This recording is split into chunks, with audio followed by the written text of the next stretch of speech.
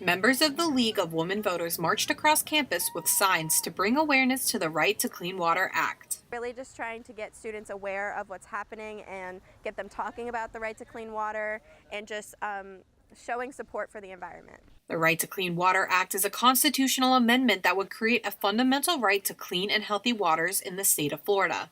The Clean Water Act would help make natural water resources drinkable rather than people relying on water bottles such as this one. And so it will protect our waters in Florida because we've been having tremendous abuse to them for decades. The amendment would help define prohibited actions and inactions that would harm Florida's natural water sources. It would also help Floridians take legal action against state executive agencies that violate a person's right to clean water. Because the right to clean water affects everybody. In order to get on the ballot, the act needs 900,000 signatures. Just that we need students to be involved in this because they have a much longer lifespan than I do. And so they're going to be able to take advantage of this law for a lot longer. If they reach the signature amount, Floridians can expect to see it on the November 2024 ballot. In Orlando, Caitlin Simpson, UCF Nightly News. For more information on how you can get involved, visit FloridaRightToCleanWater.org. A new Florida initiative may change the way journalists report on politics, especially on public officials. Nightly News reporter Crystal Tismay gives us more on how the DeSantis administration is trying to overturn the New York Times versus Sullivan case. Governor Ron DeSantis has made moves to try to reverse the ruling of a case that gave protection to journalists. The New York Times v. Sullivan case dating back to 1964 expanded the press's rights under the First Amendment. This case gave journalists the freedom to report on public officials without having to worry about being sued. UCF journalism law professor Mary Shanklin gives us more details about the case. That it was so important for the media to get to report on the news of the day, and that you couldn't cite them for defamation when they're pursuing actual news. One concern that may arise is the continued decline of the public trust in media. A Gallup study shows that 34% of Americans have trust in media, while 38% don't. This includes TV, radio, newspapers, and tabloids like this one.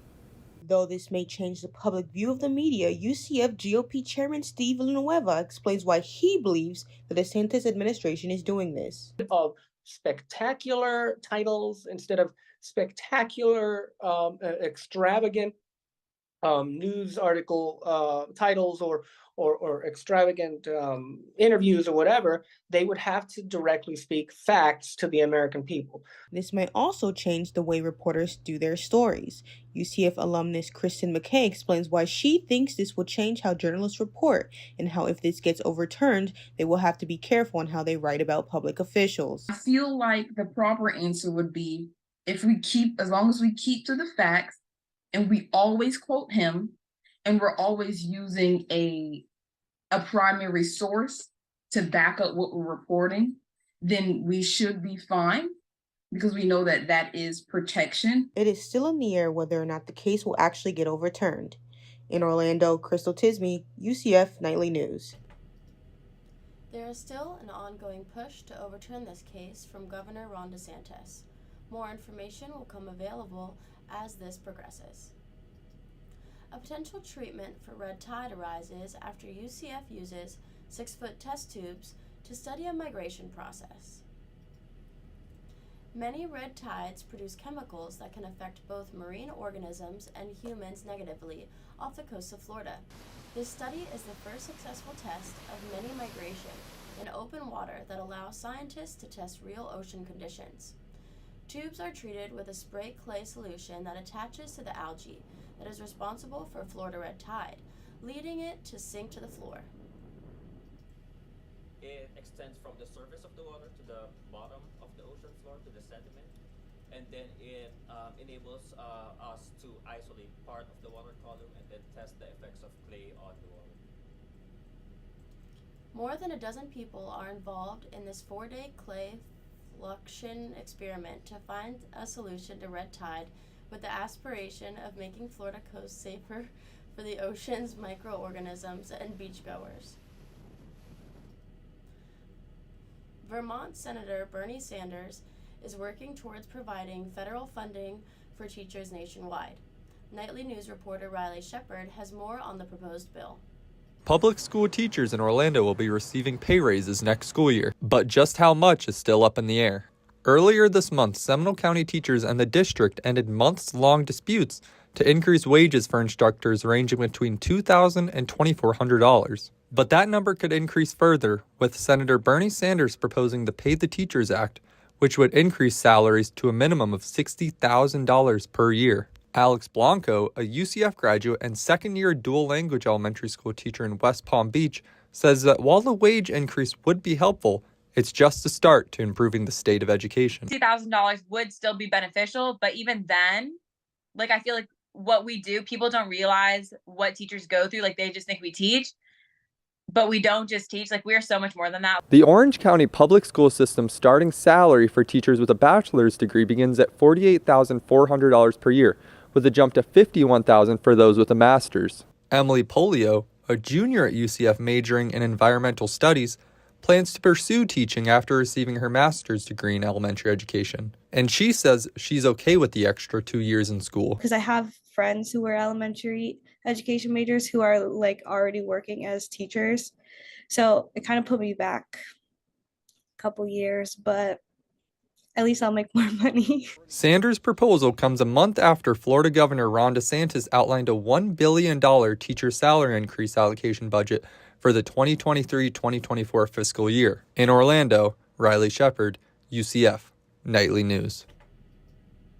Along with Sanders, the act was co-sponsored by a number of Democratic lawmakers, including Massachusetts Senator Elizabeth Warren and Ed Markey.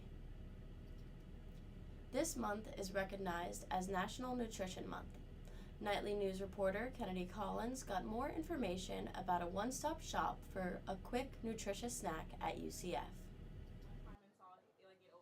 Although March is recognized as National Nutrition Month, healthy eating is practiced at UCF's Wellness and Health Promotion Center every day.